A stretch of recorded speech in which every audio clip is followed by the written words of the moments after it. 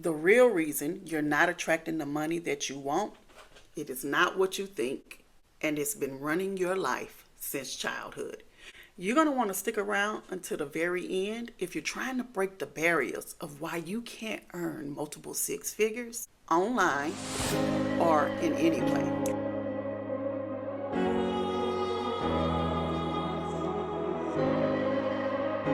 Look, I worked in early childhood for over 20 years, and the one thing that field taught me was the power of early programming. You don't need any fancy degrees to understand what I'm about to tell you, and it can change your life for the better. Here's the thing, children are like sponges from birth to 7. That means they absorb everything, especially the beliefs and the emotions of the adults around them. So, if you grew up hearing things like money is the root of all evil, money doesn't grow on trees, or rich people are greedy, those ideas took root in your subconscious. That's just a fancy word for the part of the brain that sees images, pictures, and doesn't see words. It's the part of your mind that often runs your life. And guess what? Your subconscious is running your financial thermostat today. So let's get into it. The 5 reasons why you're not attracting money. Reason number 1, you are operating from a scarcity script.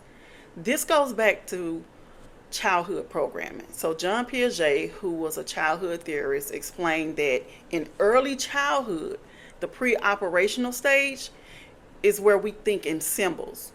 If you grew up watching struggle or arguments or bills that were overdue or panic around money, that symbolism got locked into your subconscious. Your brain then made a connection that money equals stress. And unless you rewrite that script, you'll resist the very thing that you've been praying for. Now, if you layer that with Maslow's hierarchy of needs, it gets even deeper. Maslow explained that our most basic survival needs, like food and water, air, shelter, are foundational. So if you grew up in a home where food sometimes got low or bills weren't paid on time, your subconscious formed an emotional imprint that there was never enough. So think about it like this. In prehistoric times, our ancestors had to fight for survival.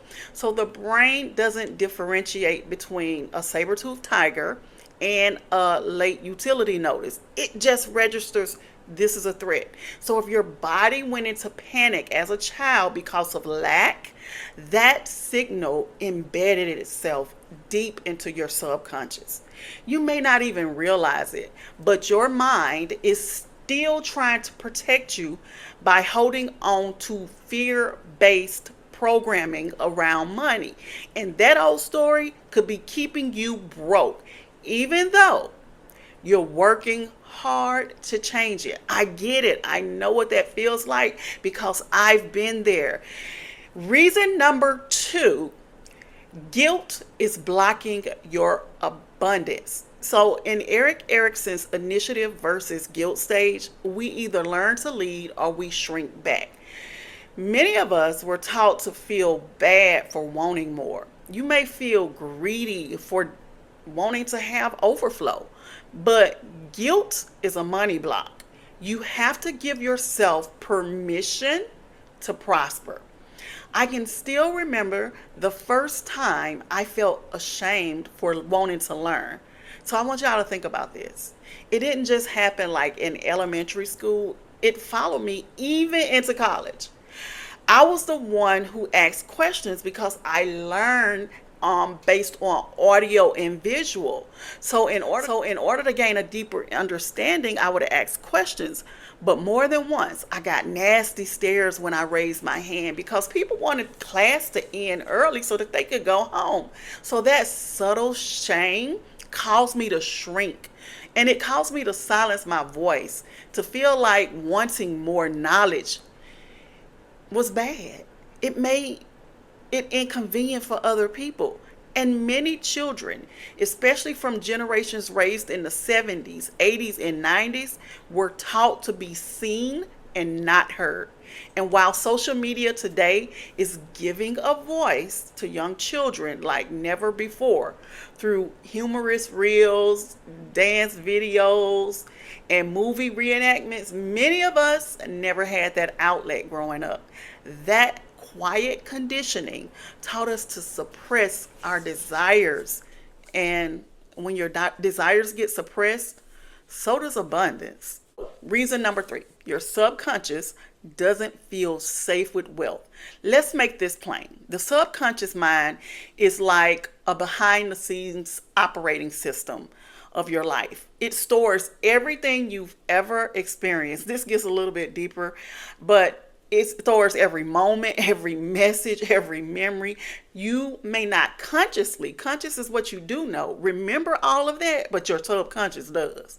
And it holds it in there deep inside. Now, the conscious mind, on the other hand, is the part that plans and decides and thinks logically. But the subconscious mind is emotional based, habitual based.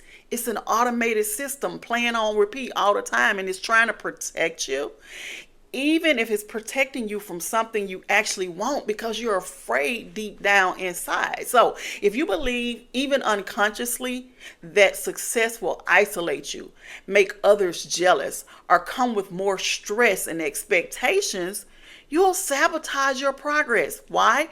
Because your subconscious believes it's keeping you safe.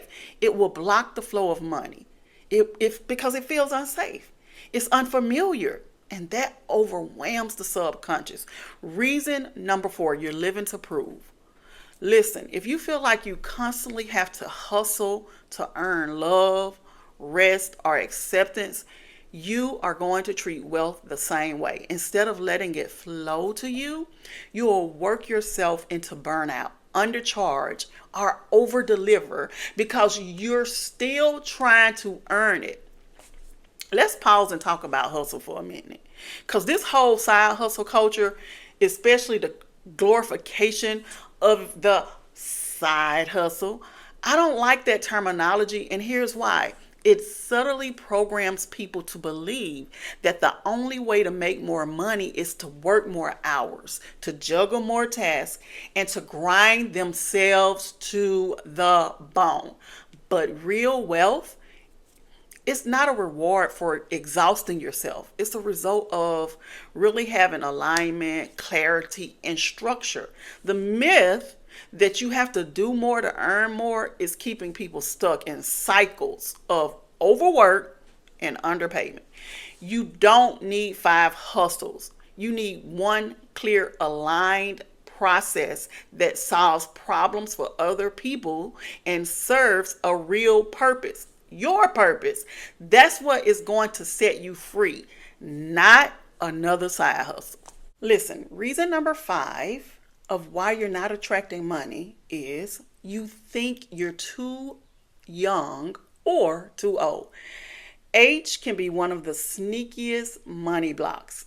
If you're younger, you may feel like you haven't earned the right to be wealthy yet. And on the other hand, if you're older, you may feel like you've missed your opportunity. You've missed your chance. But both of those could not be further from the truth. Money does not care about your age. Money responds to how you value yourself, how you clarify what it is you want, and how you are aligned and perceive that you already have it. There's no such thing as being too old or too young.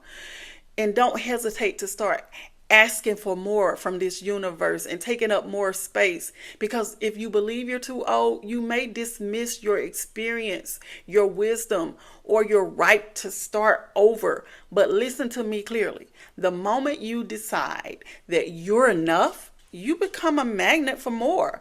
It's never too early. It's never too late. You were never meant to chase money. It's meant to flow to you.